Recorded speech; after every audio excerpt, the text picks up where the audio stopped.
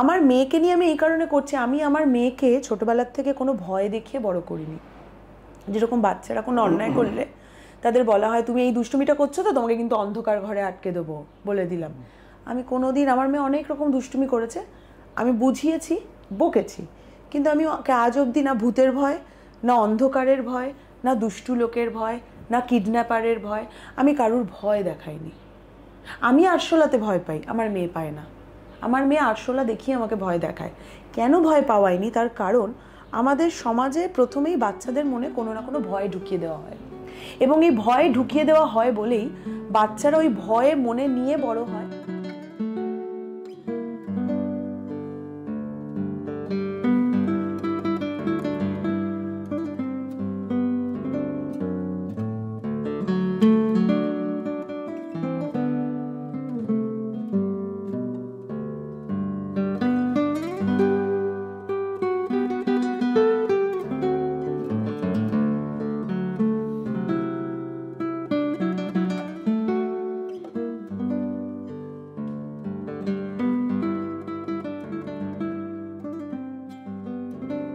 Srabanti, welcome to লেজালি বাতে। কেমন আছো? ঠিকঠাক আছি।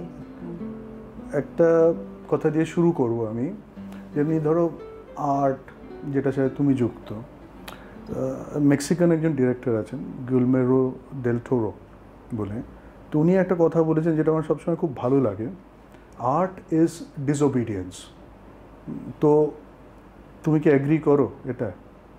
তোমার কি মতামত? Is art really disobedience? হ্যাঁ, মানে অবাধ্যতার মধ্যে দিয়েই তো অনেক কিছু বেরিয়ে আসে।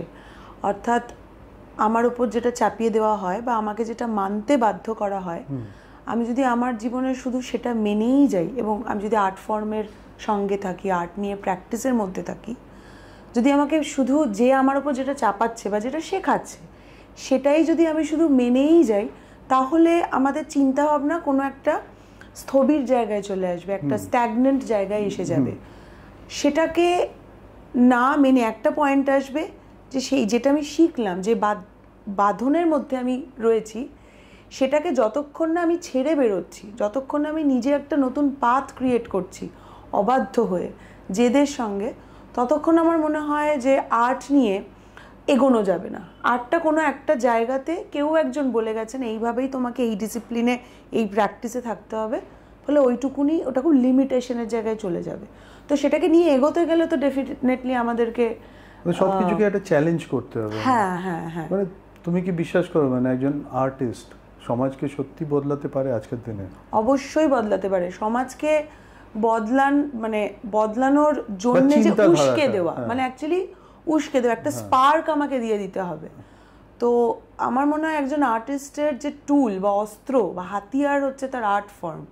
আমরা সবসময় আর্ট বলতেই শিল্প, কলা, সেটাকে ভীষণ পেলব, কমনীয় একটা বিষয় হিসেবে, শব্দটাই যদি বাংলায় ভাবি যে শিল্প, কলা কমনীয় একটা বিষয়, কিন্তু এটা শুনতে যতটা কমনীয়, সেটার মধ্যে যে পাওয়ার রয়েছে সেটা আমার মনে হয়, আমার কাছে যেমন আমার নাচ বা আমার অভিনয় তো সোড আমার, কারণ আমি সেটা দিয়ে যাবতীয় সিস্টেমকে আমি কাটতে কাটতে যেতে পারি এবং আমি সেটার মাধ্যমে মানুষের মধ্যে কোনো ভাবনা চিন্তা বা এগিয়ে যাওয়া বা একটা মুভমেন্ট বা একটা আন্দোলনকে আমি উস্কে দিতে পারি।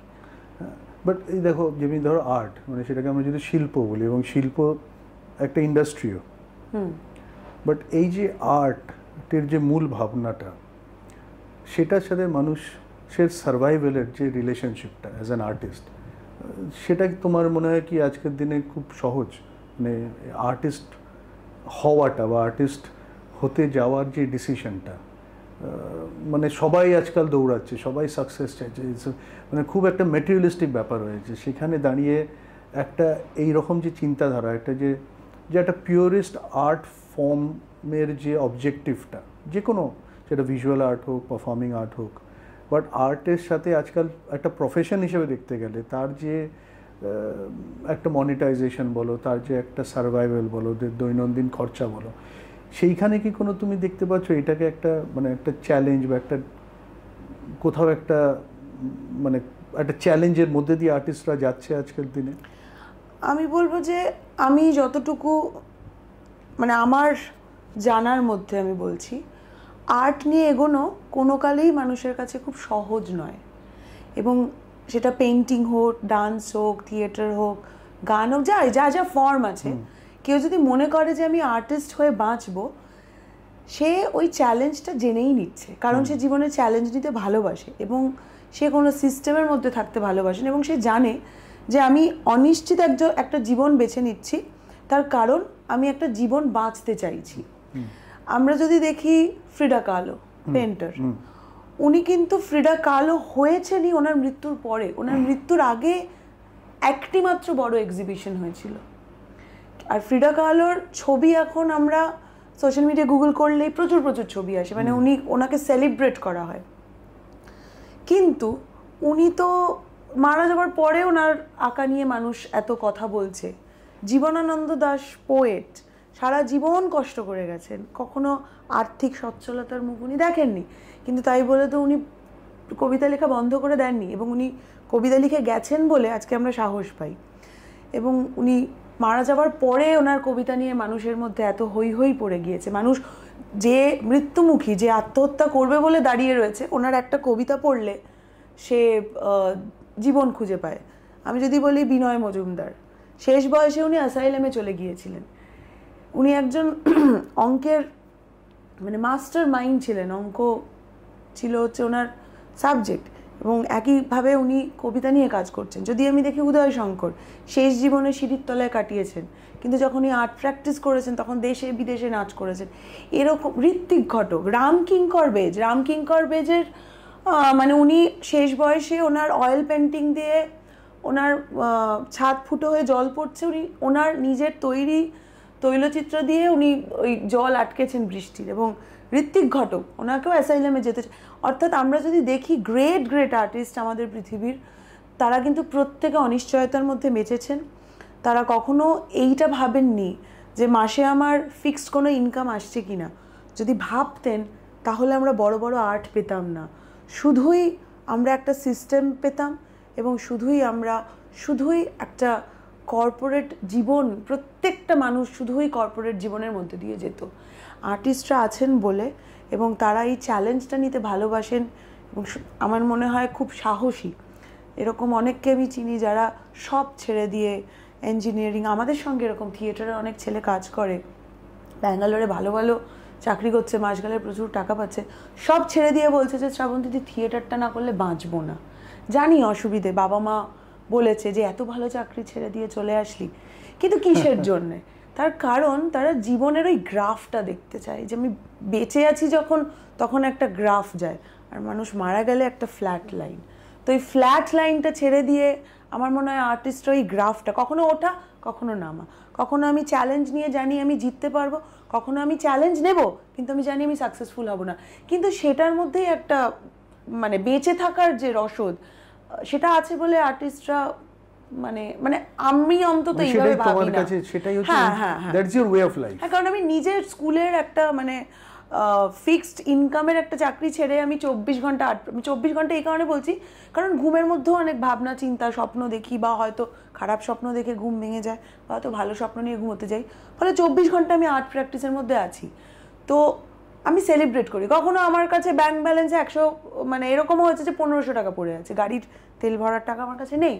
এক সপ্তাহ আমি অপেক্ষা করেছি, বন্ধুদের কাছে টাকা চেয়েছি, গাড়ির তেল ভরার টাকা নেই, যদি হয় এক সপ্তাহের মধ্যে আবার একটা কাজ ঢুকেছে, করেছি। কিন্তু সেটাতে আমি কখনো ভয় পেয়ে পিছিয়ে গিয়ে আবার আমার চাকরি জীবনে ফিরে যাইনি, কারণ আমি বেছে নিয়েছি, এটা আমি নিজে চুজ করেছি, আমি এইভাবেই বাঁচবো।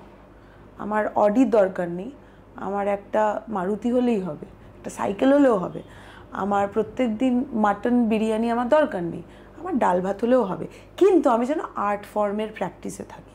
মানে এটা আমার মনে হয় এই সময় দাঁড়িয়ে ওই প্রতিযোগিতাটার মধ্যে আমি না গিয়ে আমি এইভাবেই বাঁচতে চাই। না, এটা খুব পাওয়ারফুল তুমি একটা কথা বললে বা স্টেটমেন্ট বললে, স্পেশালি যে রেফারেন্সগুলো দিলে যারা ব্যাঙ্গালোরে ইঞ্জিনিয়ারিং হয়ে এত বড় বড় কাজ করছিলেন, তারা মানে অনেক সময় হয় না যে মানে your choice is happiness of what you really want to do, মানে নিজের মনের কথাটা শোনা সবসময় কিন্তু অতটা সহজ না।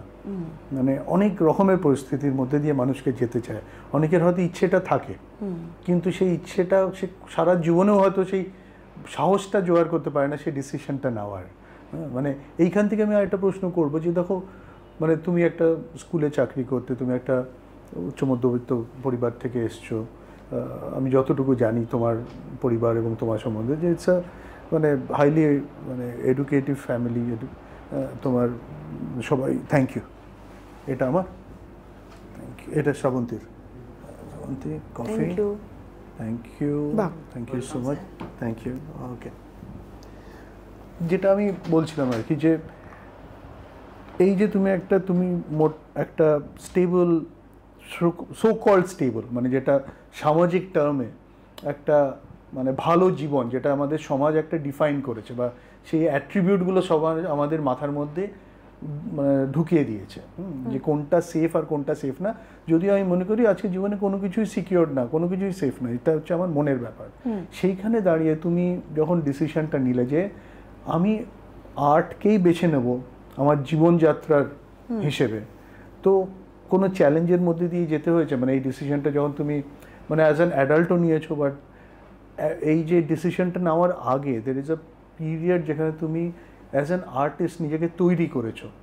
এই যে তৈরি করার যে ফেজটা, একটা ধরো তোমার অ্যাডোলেসেন্ট ফেজ, সেখান থেকে তোমার অ্যাডাল্টহুডের ফেজ, এবং বাড়ির যে চ্যালেঞ্জগুলো, সেইগুলো যদি একটু কথা বলো। মানে I really want to know, যে মানে এই কারণে এই যে জিনিসগুলো না, এগুলো খুব ইম্পর্টেন্ট। অনেকে ওইখানেই হার স্বীকার করে।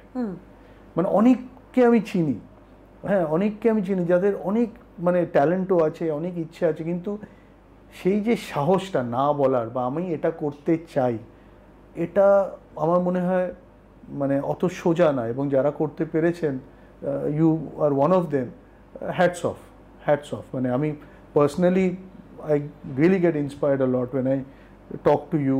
তোমার সাথে তো আমি কাজও করেছি, হ্যাঁ, তো ওইটা আমি একটু জানতে চাই, এবং আমি দর্শকদের জন্য আমি একটু তোমার থেকে শুনতে চাই। প্রথমত বলি যে আমার কাছে আর্ট ফর্ম তো ঠিক আছে, বাবা মা শিখিয়েছে, গান করো, নাচ করো, যেটা হয় একটা মধ্যবিত্ত পরিবারে মেয়েদের গান শেখানো হবে, নাচ শেখানো হবে, আঁকা শেখানো হবে। কিন্তু সেটা শেখানো হয়ই হচ্ছে সে বাইরে গিয়ে সেটা করবে বলে নয়। তাকে যখন 10টা মানুষের সামনে দাঁড় করানো হবে বা বসানো হবে, যাতে তারা বলতে পারে আমরা আমাদের মেয়েকে গান শিখিয়েছি, আঁকা শিখিয়েছি, নাচ শিখিয়েছি, একটা ভালো ঘরে বিয়ে দেবো বলে। প্রথমত আমাকে মানে আমি যেই ব্যাকগ্রাউন্ড থেকেই আসি না কেন, আমার প্রথম লড়াই হচ্ছে যে আমি শুধু মেয়ে নই, আমি একজন মানুষ। এবং আমি একজন মানুষ বলে আমার জীবনে বাইরে বেরিয়ে কাজ করার, আর্ট প্র্যাকটিস করার, বিয়ে নিজের ইচ্ছেতে করার বা না করার, এই যাবতীয় অধিকার আমার আছে। কিন্তু আমার জীবনের অনেকগুলো বছর আমি যে মেয়ে ছাড়াও আমি যে একজন মানুষ, এবং আমার নিজের যে কিছু ভাবনা চিন্তা আছে, বা আমি নিজে কিছু করতে চাই নিজের ইচ্ছেতে, এটা প্রমাণ করতেই আমার অনেকগুলো বছর লেগে গেছে। স্কুলে তো ঠিক আছে, এখন পরিবার আমাকে স্কুলে ভর্তি করে দিয়েছে, পড়াশোনা করেছি, পড়াশোনা শিখেছি, কিন্তু পড়াশোনাটা কেন আমাকে শেখানো হচ্ছে? যাতে একটা ভালো ঘরে বিয়ে হয়। নাচ গান আমাকে শেখো, কিন্তু নাচ গান শিখে তুমি করবে কি? তুমি কি নাচ গান শিখে বিভিন্ন জায়গায় গিয়ে গিয়ে নাচবে? না, সেটা তো ভদ্রবাড়ির মেয়েদের মানায় না। সিনেমার লাইনে নামবে, অর্থাৎ নামবে, এই যে একটি মেয়ে নাচ করবে, গান করবে, অভিনয় করবে, সেটা সে যদি তার বাড়ির বাইরে গিয়ে করে, সে নেমে গেল, একটা লাইনে নামলো। এইটা কিন্তু আমার পরিবার আর্থিকভাবে সচ্ছল হোক না হোক, এইটার সঙ্গে কিন্তু আমাকে বহু বছর ধরে লড়াই করতে হয়েছে। আমার বিয়ে হয়েছে, বিয়ের পরে আমার শ্বশুরবাড়ির চাহিদা আমি কতটা ভালো বৌমা হয়ে উঠতে পারছি। বাচ্চা হওয়ার পরে সমাজের বা পরিবারের চাহিদা আমি কতটা ভালো রেসপন্সিবল মা হয়ে উঠতে পারছি। কারুর ভাবনায় ছিল না যে আমি কত ভালো একজন রেসপন্সিবল আর্টিস্ট হয়ে উঠতে পারছি, একজন রেসপন্সিবল মানুষ হয়ে উঠতে পারছি। এটা কেউ ভাবেনি। তারা ভেবেছে তাদের জীবনে আমি কি সার্ভিস দিতে পারি, আমি আমার জীবনের সব কিছুকে ত্যাগ করে তাদের জীবনে তাদেরকে কি দিতে পারি। তো ফলে এই যে চাকরি করা, তুমি শিখেছো, পড়াশোনা সব শিখেছো, কিন্তু তোমাকে চাকরি করতে হবে। কেন চাকরি করতে হবে? একটা ফিক্সড ইনকাম আসবে। পড়াশোনা শিখে আমি কখনো আর্ট প্র্যাকটিস করতে পারি না, কারণ ওটা একটা মেয়ের একটা লাইনে নামা হয়ে যায়। মানে এটা কেউ ভাবে না যে গান করে, নাচ করে, অভিনয় করে একটা মেয়ে উঠতে পারে। সমাজের যে সিস্টেম, সেই সিস্টেমটাকে চ্যালেঞ্জ জানিয়ে একজন মেয়ে মানুষ হিসেবে মাথা তুলে দাঁড়াতে পারে। এটা কিন্তু আমার একটা অনেক বড় লড়াই, এবং এই লড়াইটা আমি এখনও করে যাচ্ছি। এবং আমার নিজের পরিবার, অর্থাৎ যেটাকে বলে বাপের বাড়ি বা শ্বশুর বাড়ি, কোনো বাড়ির থেকে এই যে আমি বিশাল সাপোর্ট পেয়েছি এরকম না। কেউ আমাকে আগে এগিয়ে এসে সাপোর্ট করেনি, আমাকে সাপোর্টটা আদায় করতে হয়েছে, আমাকে ম্যানিপুলেট করতে হয়েছে। আমাকে যাতে সাপোর্ট করে তার জন্য আমাকে ম্যানিপুলেশনের মধ্যে দিয়ে যেতে হয়েছে, আমাকে করতে হয়েছে ম্যানিপুলেট। যে ভাবতে হয়েছে রাত্রে বসে যে আচ্ছা সকালবেলা যদি আমি বলি যে এইভাবে আমার এই কাজটা আছে, আমার মেয়েকে কি 2 ঘন্টার জন্য দেখতে পারবে, 2 ঘন্টা বলে বেরিয়ে আমি আরও 2 ঘন্টা এক্সটেন্ড করে কাজটা সেরে বাড়ি ফিরবো। আমাকে মানে নিজেকে এই চ্যালেঞ্জের মধ্যে দিয়ে যেতে হয়েছে। ফলে এটা না এখনো বলছি সহজ নয়। মানে আমার পকেটে পয়সা থাক না থাক, আমার মাথায় ডেফিনেটলি ছাদ আছে। আমি হয়তো এই দিক থেকে প্রিভিলেজড যে একটা ছাদ রয়েছে, আমি রাত্রিবেলা গিয়ে সেখানে আশ্রয় নিতে পারি, কি আমার বাড়িতে ডাল ভাতটা জুটে যাচ্ছে। কিন্তু যার বাড়িতে আমি আশ্রয় নিয়ে থাকছি, অর্থাৎ আমার বাবার বাড়ির ছাদের তলায় যখন থাকছি, সেখানেও আমাকে বলা হয়েছে যে নাচ করে তুমি পেট চালাতে পারবে না, অভিনয় করে পেট চালাতে পারবে না। এই নিয়ে দীর্ঘ ঝামেলা হয়েছে, খাবার টেবিলে বসে খাবার খাইনি, প্লেট আছাড় মেরে ভেঙে কাঁচের ওপর দিয়ে হেঁটে চলে গেছি। কিন্তু আমি মনে করি সেটা করেছি বলে আমার কাউকে কনভিন্স করার জায়গাতেই আমি যাইনি। আমি মনে করেছি আমি করব, আমি আমার আর্ট ফর্ম নিয়েই বাঁচব। তারা কোনোভাবেই আমার জেদকে দমাতে পারেনি। এবার সেটা করতে গিয়ে যেটা হয়েছে, আমার জীবনের কিন্তু পরিবারের যে সাপোর্ট আমি হারিয়েছি। অনেকগুলো বছর তাদের সঙ্গে অনেক টার্ময়েলে কেটেছে। আমি সেপারেটেড, আমি আমার মেয়েকে নিয়ে থাকি। ফলে আমার মানে আপাত দৃষ্টিতে দেখতে গেলে আমি খুব ইন্ডিপেন্ডেন্ট, আমি আমার জীবন চালাচ্ছি। কিন্তু এই যে আমরা পরিবার বলতে যেটাকে বুঝি, আমার কাছে পরিবারের কনসেপ্টটা সেটা নেই। আমার কাছে পরিবারের কনসেপ্ট হচ্ছে তুমি, সৌর্য,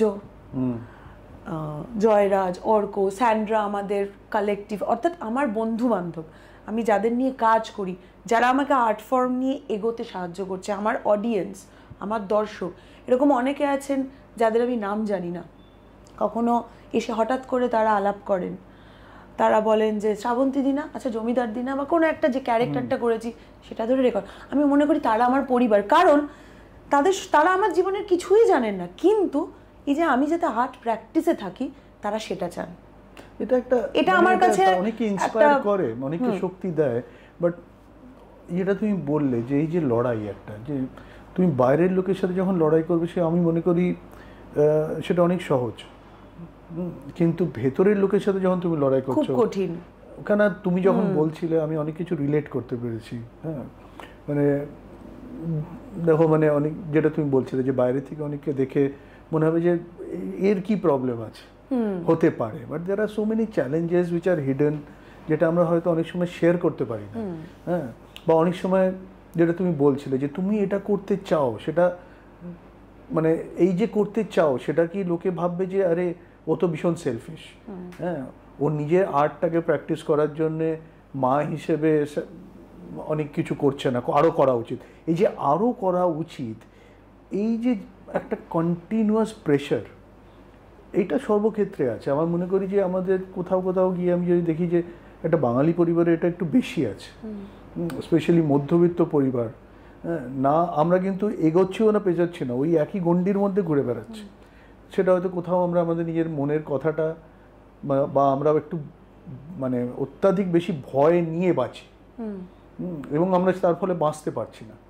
এবং এই পরিপ্রেক্ষিতে আমি চলে আসবো যে আজকে তুমি, এবং যেটা আমি খুব ফলো করি, ইন্সপায়ার্ড হই এবং খুব ভালো লাগে যে তুমি নিধাকে, তোমাদের যে আমাদের চিৎকার, এই যে তোমরা একটা প্রতিবাদ করছো অ্যান্ড কন্টিনিউয়াসলি কনসিস্টেন্টলি করছো, মানে একদিন করা আর সেটাকে রোজ ঝড় বৃষ্টি উপেক্ষা করে করা, হ্যাঁ, তোমার মেয়েকে নিয়ে তুমি করছো, একটি 10 বছরের মেয়ে তোমাদের সাথে চিৎকার করে করছে, আমার মনে করি যে এটা as a mother it's a very big success and takes a lot of courage. তো hats off to you. And এটা তুমি মানে এই পুরো জিনিসটার ব্যাপারে একটু বলো, মানে আমরা কি পরিবেশে আছি আমরা সবাই জানি, আমি ওইটা নিয়ে কথা বলতে চাই না, হ্যাঁ, কারণ আমাদের সবার মনে একটা দুঃখ আছে, চ্যালেঞ্জ আছে, মানে ফর সাম রিজন, যেটা আমি বলছিলাম তোমাকে আমাদের ক্যামেরা রোল হওয়ার আগেও, যে এই যে পুজো আসছে, কোনো এক্সাইটমেন্টটা আমি খুঁজে পাচ্ছি না, কেন আমি বলতে পারবো না, কিন্তু আসছে না আমার মধ্যে, ঠিক আছে, কিন্তু তাও একটা ভেতর থেকে একটা জেদ বা একটা মানে একটা মানে কনফিডেন্স আছে যে আমরা একটা বিচার পাবো।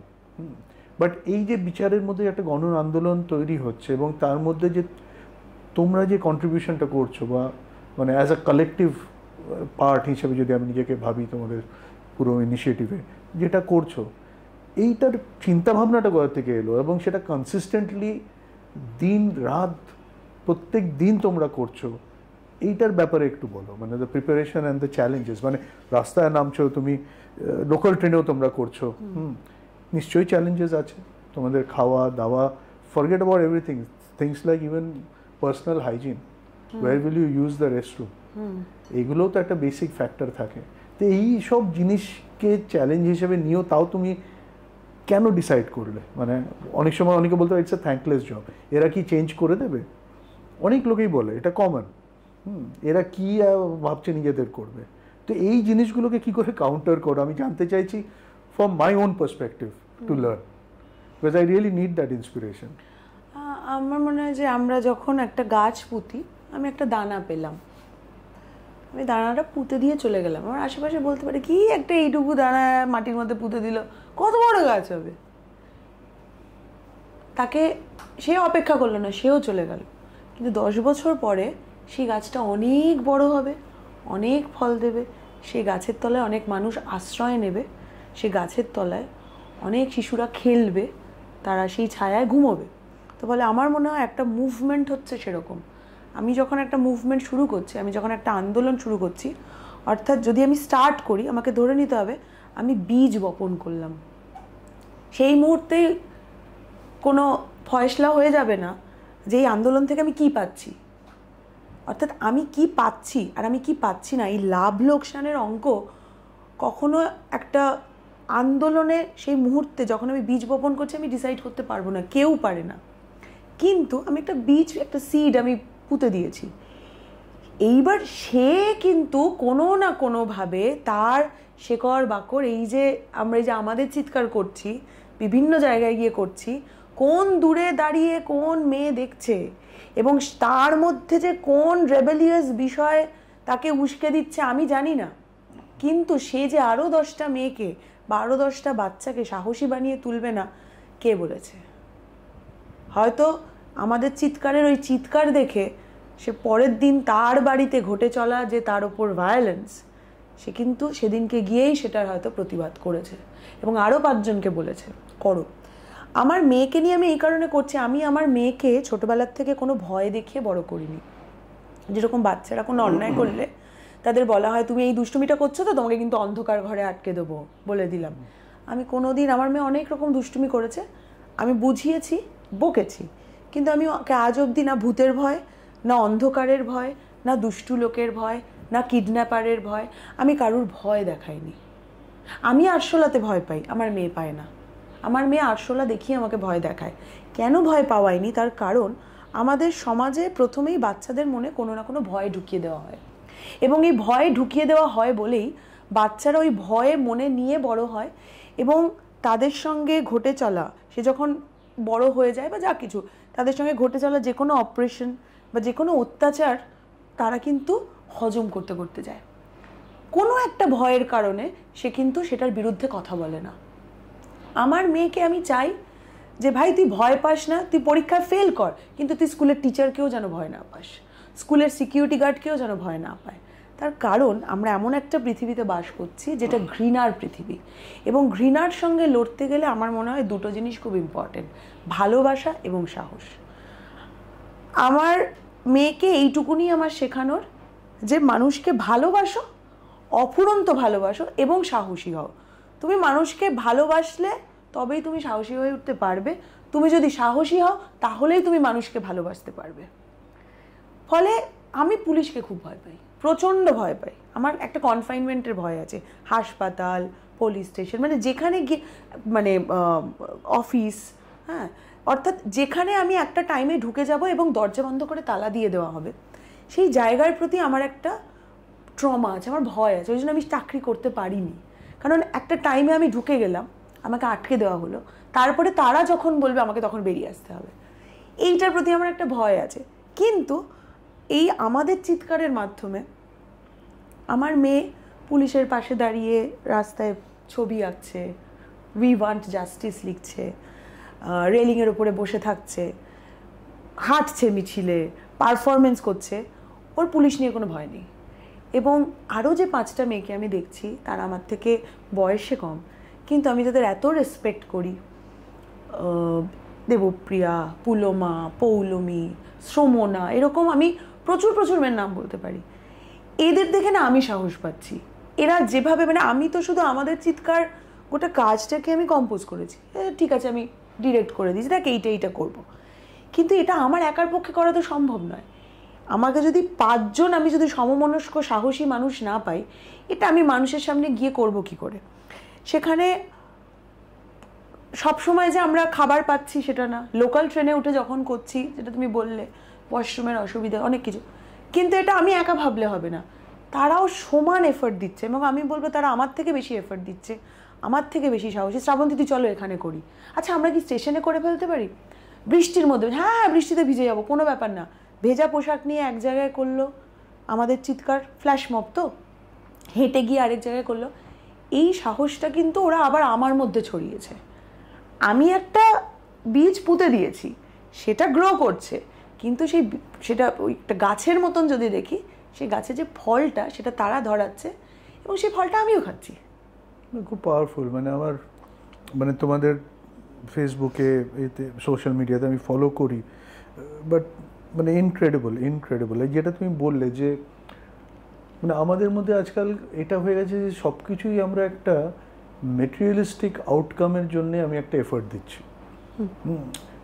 মানে এটা একটা অদ্ভুত পৃথিবীর মধ্যে আমরা আছি। মানে success or failure is not determined basis যে আমি পরের প্রজন্মকে বা একটা মানুষকে কি করে জাগিয়ে তুলছি বা সচেতন করছি, বা তার ভেতরের যে মূল, তার যে চেতনাটা, তার যে চিন্তাধারাটাকে আমি কি করে ট্রিগার করছি, এই জিনিসটাই আমরা, এটাও একটা কাজ। হ্যাঁ, কাজ মানেই হচ্ছে যেখানে একটা অর্থর একটা ব্যাপার আসছে, এটাই একটা কাজ হয়ে গেছে। মানে আমি এটা, মানে এইভাবেই আমি দেখছি যে মানে একটা হিউজ ট্রান্সফরমেশন হচ্ছে। মানে আমরা যে কলকাতায় বড় হয়েছি, মানে আমি বহুদিন দেশের বাইরে থাকার পর সচেতনভাবে ফিরে এসেছি কলকাতায়, যে আমি আমার ছেলেকে এখানে মানুষ করব। যে গলি দিয়ে আমি হেঁটে রাস্তায় খেলে বড় হয়েছি, যে গলিগুলো দিয়ে আমি মানে আমার চিন্তাধারাটাকে তৈরি করেছি, সেখানে আমি আমার ছেলেকে বড় করব এবং আমি এনজয় করব সেই প্রসেসটা, ওর বেড়ে ওঠা দেখে। বাট কোথাও গিয়ে আমি দেখছি এই শহরটাকে আমি চিনতে পারছি না। তোমার কি কখনো এটা মনে হয়?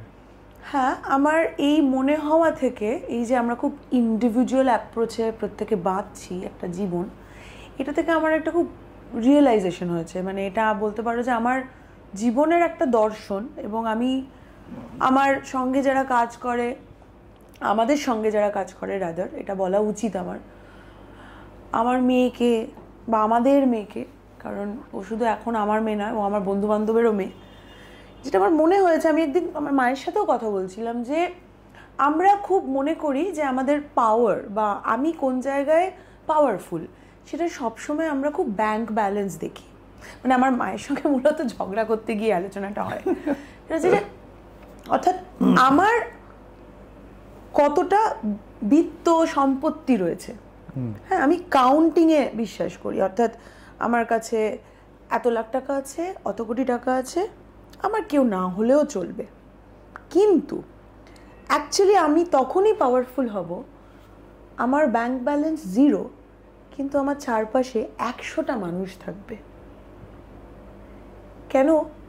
কারণ আমার, ধরে নিলাম আমার কাছে 5 কোটি টাকা আছে, আমি রাত 12টায় অসুস্থ হলাম, ওই ব্যাংকের 5 কোটি টাকা আমাকে হসপিটালে পৌঁছে দেবে না, আমাকেই ফোন করতে হবে, আমাকেই অ্যাম্বুলেন্স ডাকতে হবে, তারা এসে আমাকে নিয়ে যাবে, টাকা সব কিনতে পারে না।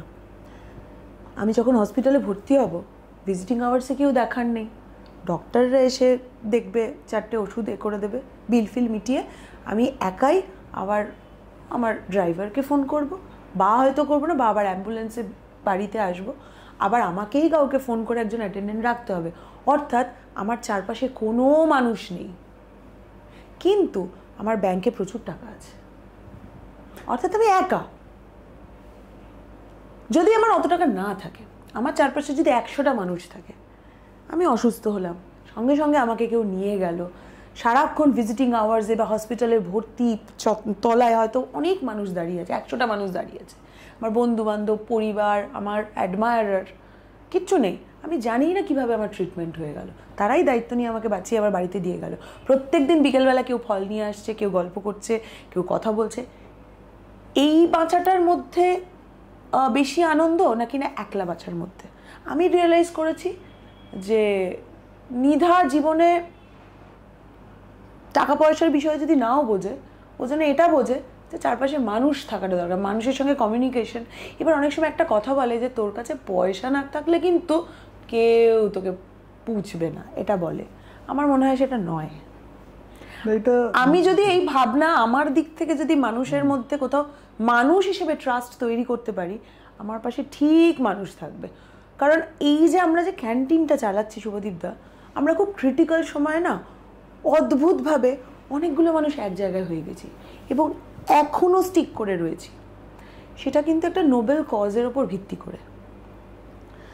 তো সেই জন্য আমার মনে হয় না, মানে ডেফিনেটলি এখনকার লাইফে এই যে সর্বক্ষণ আমরা দৌড়চ্ছি যে আমাকে সাস্টেন করতে হবে, কিন্তু আমার মনে হয় সাস্টেন করা বলতেই শুধু কতটা আমার কাছে টাকা থাকলো সেটার উপর সাস্টেন করা নয়, আমার চারপাশে কতগুলো মানুষ আছে সেটাও কিন্তু সাস্টেনেন্সের জন্য খুব জরুরি। না একদম, মানে এটা খুব মানে ইম্পর্টেন্ট কথা তুমি বললে। এবং আমি মানে তোমার সাথে লাস্ট যখন আমরা তোমাদের ক্যান্টিনে আমরা যখন তোমাদের ছবিটা দেখছিলাম, কথা হচ্ছিল, তখন কিছু ডিসিশন নেব তোমাকে বলছিলাম যে আমি তো একটা সফটওয়্যার কোম্পানির সাথে যুক্ত ছিলাম, যদিও আমার মানে করতাম ভালো লাগতো না অনেক জায়গায়, কিন্তু অনেক কিছু করার জন্য আমি এসেছিলাম, কিন্তু সেখান থেকে করতে পারছি না। তো আমি এই 2 দিন আগে তাদের বলে দিই যে আমি আর কাজ করব না তাদের সাথে।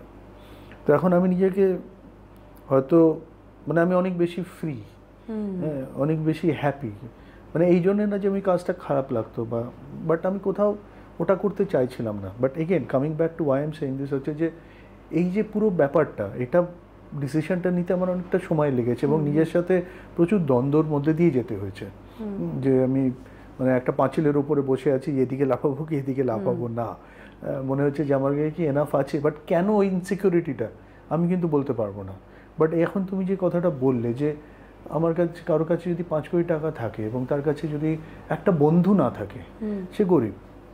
এবং এই জিনিসটাই আমার মাথার মধ্যে ফ্ল্যাশ করলো এবং এই জিনিসটার জন্যই আমি ডিসিশনটা নিলাম যে আমি তো কলকাতায় এসেছিলাম, আমি মানে মানুষের সাথে সময় কাটাবো, গল্প করব, নিজে কিছু কন্ট্রিবিউট করব। আমি কি সেটা করতে পারছি? আনসার ইজ যেভাবে করতে চাইছিলাম সেটা করতে পারছি না। তো সেই ডিসিশনটা আমাকে নিতে হয়েছে এবং আমি হয়তো সেটার জন্য কিছু মনিটরি আমার হয়তো দেখা গেলে হয়তো স্যাক্রিফাইস আছে। বাট টু বি অনেস্ট, এই যেটা তুমি বললে আমি এই জন্য রিটারেট করছি এটা, যে I am feeling much more happier, I am feeling much more liberated, যে আমি এখন অনেক কিছু করতে পারবো, হয়তো আরও বেশি সময় তোমাদের ক্যান্টিনে আসতে পারবো, যেটা আমি অনেক সময় আসার ইচ্ছে ছিল কিন্তু আসতে পারিনি বিভিন্ন কারণে। তো আমার মধ্যে আর ওই আলাদা একটা মুখোশের দরকার নেই এখন। তো খুব পাওয়ারফুল কথা বললে যে আজকাল আমার মনে হয় বাচ্চাদের এই জিনিসটা শেখানোরও খুব দরকার। কিন্তু আমি একটা জিনিস এবার কলকাতায় এসে যে দেখছি যে আমরা যখন বড় হয়েছিলাম, এই যে বন্ধুত্ব বলো বা যাই বলো, মানুষ মানুষের সাথে একটা পাড়ার ব্যাপার ছিল, বিকেলে সবাই খেলতো, গল্প করতো। এই যে আমাদের মধ্যে একটা নাটক থিয়েটারের কালচারটা তৈরি হতো, প্রথমে পাড়ার নাটক বা কারো বাড়ির ছাদে একটা বাঁশে লাগিয়ে সামনে সেটা স্টেজ, আর এখানে সামনে বসে আছে লোককে ডেকে ডেকে এনে, মানে অডিয়েন্সকে ডেকে এনে তারপরে আমরা নাটক শুরু করতাম। এই যে একটা কালেকটিভ একটা ব্যাপার ছিল, এটা এখন খুব মিসিং আমার যেটা মনে হয় আর কি। বাট একটু সাবজেক্টটা চেঞ্জ করব। তোমার জার্নি ইনটু প্রফেশনাল স্টেজ বলো বা অ্যাজ অ্যান অ্যাক্টর বলো, এই যে প্রসেস অফ মানে যে স্ট্রাগল বলো বা যে একটু নিজেকে এস্টাবলিশ করার, কেমন লাগে যখন এখন লোকে তোমার রাস্তায় বেরোলে চিনতে পারে এই যে জমিদারনি যাচ্ছে, ভেরি পাওয়ারফুল পারফরমেন্স। তো ওই জমিদারনি হয়ে ওঠা প্রসেসটা, জার্নিটা একটু বলো। জমিদার ওই তো কি বলবো আর, আমি অভিনয় করতে চেয়েছিলাম, মাঝখানে গ্যাপ পড়ে যায়, তখন আমি শুধুই নাচ করতাম, কারণ আমাকে বলা হয়েছিল যে অভিনয় করা যাবে না। কে বলেছিল তারপরে আরও একটা সেন্টেন্স ছিল, আমি সেটা বললাম না। কোথাও আমি খুব ট্রাস্ট করেছিলাম কথাটাকে, এবং সেই জায়গা থেকে মনে হচ্ছিল আচ্ছা করবো না, ঠিক আছে শুধুই নাচ করব। কিন্তু আমি তারপরে দেখলাম যে এটা আমি চাইছি না। তো আমি তো বরাবর চেয়েছি, মানে আমি ক্লাস 5-এ যখন পড়তাম, আমার মনে আছে আমি দুপুরবেলা স্কুল থেকে ফিরে ভাত টাত খেয়ে মায়ের সঙ্গে যখন শুয়েছি ঘুমোবো, মাকে তখন বলেছিলাম মা আমি না অ্যাক্টিং করব। আমি কিন্তু কখনো ডান্সার, আমি নাচ ভীষণ ভালোবাসি, আমি নাচতে ভালোবাসি পাগলের মতো, কিন্তু আমি নাচকে নিয়েই শুধু বাঁচবো, নাচই আমার প্রফেশন হবে, এটা আমি কোনোদিন ভাবিনি। আমি প্রফেশন করতে চেয়েছি বা বাঁচতে চেয়েছি অভিনয় নিয়ে।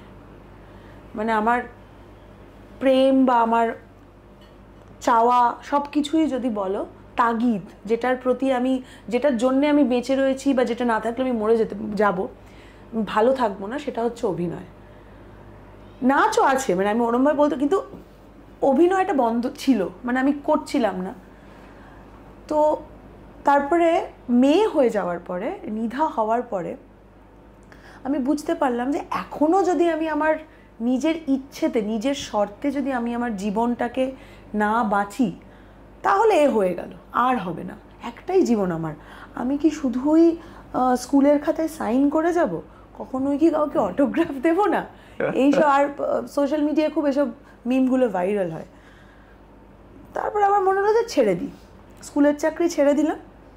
ছেড়ে দেওয়ার পরে আমি একটা এনজিওতে চাকরি নিলাম। তার কারণ স্কুলের চাকরি ছেড়ে দেওয়ার 2 মাসের মধ্যে আমার মনে হলো যে না, বোধহয় কোথাও ভালনারেবল ফিল করছি, একটা ফিক্সড ইনকাম আসতো, কি হবে। একটা এনজিওতে চাকরি নিলাম, সেই এনজিওতে 8 মাস কাজ করেছি। এবং এনজিওর গলিটায় ঢোকার আগে একটা ছাতুওয়ালা বসতেন, সকালবেলা আমি ছাতুর শরবত খেয়ে এনজিওতে যেতাম।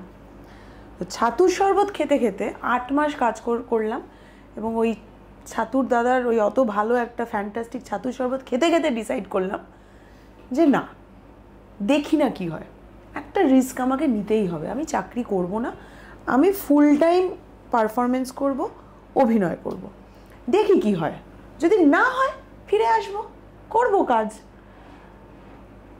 ওই যে ডিসিশন নেওয়া, আর কোনোদিন ফিরবো না চাকরিতে। ওই ছাতু খেলাম, জল দিল খেলাম, গ্লাস রাখলাম, ফোন করে বললাম আমি আর আসছি না। আর কোনোদিন আমি কোনোদিন যাইনি, আমি একদম কোনো রেসিগনেশন লেটার কিচ্ছু দিইনি, শুধু বলেছিলাম না তুমি অন্তত হাফ গ্রুমিংটা করি। বললাম না আমি আর আসবো না, আমি কোনো দিন ওখানে আর যাইনি। এবং যেই স্কুল আমি ছেড়ে এসেছি সেই স্কুলেও আমি কোনোদিন ফেরত যাইনি। এই যে আমি শুরু করলাম, তারপরে জয়রাজের সাথে থিয়েটার তো চলছে, উত্তরাধুনিক, তিতুমির হওয়ার পরে প্রদীপ্তদা তিতুমির দেখেছেন, এবং সেখান থেকে প্রদীপ্তদার মনে হয়েছে যে বিরোহী জমিদার চরিত্রটাতে আমি করতে পারি। এবং উনি কোনো অডিশন নেননি, মানে এটা আমার অনেক বড় পাওয়া যে প্রদীপ্তদা জমিদার চরিত্রটা যেটা কোনো অডিশন নেননি, উনি আমাকে ভেবে লিখেছেন। এবং তারপরে মানুষ, কিন্তু ইন্টারেস্টিং যেটা, আমাকে কিন্তু সবসময় সবাই চিনতে পারে না। তার কারণ আমার মানে ওই চরিত্র একরকম, কিন্তু যখন এমনি বেরোচ্ছি রাস্তায় তখন তো অন্যরকম পোশাক, আর আমি খুব মেকআপ টেকআপও করি না, যে খুব মানে কিছু কাজের জন্য হয়তো ছবি টবি দিলাম, লিপস্টিক পরা, কাজল পরা, কিন্তু রাস্তায় যখন বেরোই অনেকেই চিনতে পারে না। কিছুক্ষণ পরে ও আচ্ছা আপনি ওই কাজটা করেছিলেন, হ্যাঁ তাই তো, তাই ভাবছি চেনা চেনা লাগছে। তো এটা হয়, এটা আমার ভালো লাগে। কিন্তু আমি মনে করি যে আমার তো জার্নি শুরু বা শেষ নয়, আমার জার্নি কনস্ট্যান্ট চলছে। আর আমি ভীষণভাবে চাই যে আমি রাস্তায় বেরোলাম, আর সবাই আমায় চিনে ফেললো সব সময়, এটা আমি একদম চাই না। তার কারণ তখনই আমাকে বুঝতে হবে যে আমি কোথাও একজন অভিনেতা হিসেবে ফেল করছি। আমি তো যখন একটা চরিত্র করছি তখন তো আমি নই, তখন তো সেই চরিত্রটা আমি হয়ে উঠছি। তো ফলে সেই চরিত্রটা নিয়ে যখন রাস্তায় হাঁটবো তখন আমাকে লোকে রেকগনাইজ করুক। কিন্তু শ্রাবন্তীকে শ্রাবন্তীর মতন করে যতটুকু মানুষ চেনে সেই মতন করেই চিনুক। তাহলে কি হয়ে যাবে, আমি আর্টিস্ট বা অ্যাক্টর থেকে ফট করে সেলিব্রিটি হয়ে যাব। আমি সেলিব্রিটি হতে চাই না। সেলিব্রিটি হওয়া মানে কিন্তু আমার আর্ট কোথাও লিমিটেশনে পৌঁছে যাচ্ছে। অর্থাৎ আমাকে একটা চরিত্রেও লোকে চিনতে পারছে, সামনে যখন দাঁড়াচ্ছি তখনও লোকে চিনতে পারছে, ওখানেও শ্রাবন্তী এখানেও শ্রাবন্তী, এটার কোনো ইচ্ছে আমার নেই। ফলে আমি একজন আর্টিস্ট, একজন অ্যাক্টরকে মানুষ যেভাবে মনে রাখবে, একজন আর্টিস্টকে যেভাবে মনে রাখবে, আমাকে সেভাবে মনে রাখলেই বা সেইটুকু চিনতে পারলেই হলো। তার বেশি আমাকে লোকে চিনুক জানুক এটা আমি একদমই চাই না। পাওয়ারফুল। তোমাকে একটা ফ্রেজ আমি বলবো, এটাতে এরপর তুমি তোমার ভিউটা আমাকে একটু বলো। তো ফ্রেজ হচ্ছে এটা, তুমি এটা আমার একটা শর্ট ফিল্মে যেটা তুমি অভিনয় করেছিলে তার মধ্যেই আছে, ছোট্ট একটা ডায়লগ, যে is success happiness or happiness success? আমার তো মনে হয় হ্যাপিনেস সাকসেস। আমি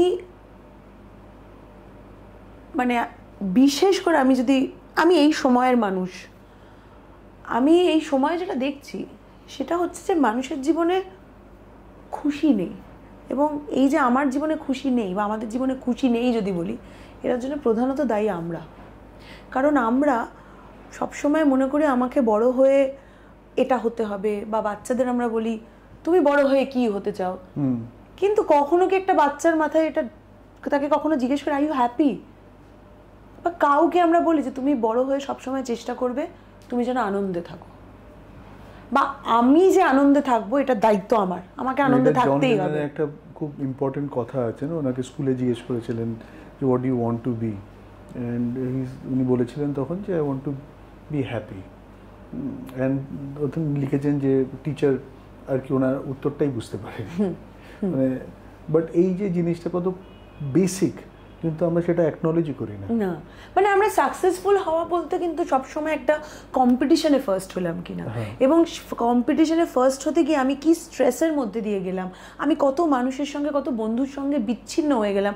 আমি একটা কম্পিটিশনে লাস্ট হই, অন্য কেউ ফার্স্ট হোক, সেটাতেও কিন্তু একটা হ্যাপিনেস আছে। আমি আমার লাস্ট হওয়াটাকেই সেলিব্রেট করি। কীরকম, আমার মেয়ে, ও সত্যি কথা বলতে ওকে আমি বলেছি যে তুই যদি ফেলও করিস আমার তাতেও কোনো দুঃখ নেই, কিন্তু তুই কখনো কারোর মনে কষ্ট দিস না। আমি একটা সাবজেক্টে 5 পেলাম, কিন্তু আমি সবাইকে গুড ভাইবস দিচ্ছি, আমি মনে করি সেটা বেটার। আমি একটা সাবজেক্টে 100তে 100 পেলাম, কিন্তু আমি প্রত্যেকটা মানুষকে হার্ট করি, মিসবিহেভ করি, আমার মনে হয় ওই 100 পাওয়ার কোনো মানে নেই। আমি নিজেও খুশি থাকবো না একটা পয়েন্টের পরে, কারণ আমাকে সবাই ছেড়ে চলে যাবে, আমাকে সবাই আইসোলেট করে দেবে, এবং আমি অন্যকেও খুশি দিতে পারছি না। ফলে ওই 100 পাওয়ার মধ্যে কোনো মানে নেই। আমি ফেল করব, আমি 0 পাবো, কিন্তু আমি এই যে অনেকে বলে না ও তো বোকা, দেখ কিরকম, আমার মনে হয় বোকা মানুষগুলোর খুব দরকার পৃথিবীতে। আমরা এত ঘৃণার মধ্যে বেঁচে রয়েছি, এত কম্পিটিশন, এত খেয়ে সবাই সবাইকে খালি টেনে টেনে নিচে নামাতে চাইছে। না সে নিজে খুশি হচ্ছে, না সে অন্যকে খুশি থাকতে দিচ্ছে। সে সাকসেসফুল, আমি কাউকে টেনে নামিয়ে আমি সাকসেসফুল, কিন্তু আমি খুব মানে 5 মিনিটের জন্য বা 2 দিনের জন্য আমি খুশি, 10 বছরের জন্য আমি খুশি হব না। ওটা ভেবে হয়তো আমি ভাবতে পারি, কিন্তু আমার জীবনে এমন কোনো বন্ধু জুটবে না যে চপ মুড়ি খেতে খেতে প্রচণ্ড হাসলাম, পেট ব্যথা করে ফেললাম, পেট ব্যথা করে হাসছি, সামান্য এমনি পুয়োর জোক ক্র্যাক করে হাসছি, এইটা খুব ইম্পর্টেন্ট হয়। ওই আমি মনে করি ওটা জীবনে একটা সাকসেসফুল, মানে আমার পাশে 100টা লোক থাকবে এবং ওই 100 লোক নিয়ে আমরা হাসাহাসি করব, কমিউন করে থাকবো, খাবো দাবো, ওটা আমার মনে হয় জীবনের একটা সাকসেসের প্যারামিটার যদি তুমি বলো, আমার কাছে ওটা খুব ইম্পর্টেন্ট। Absolutely.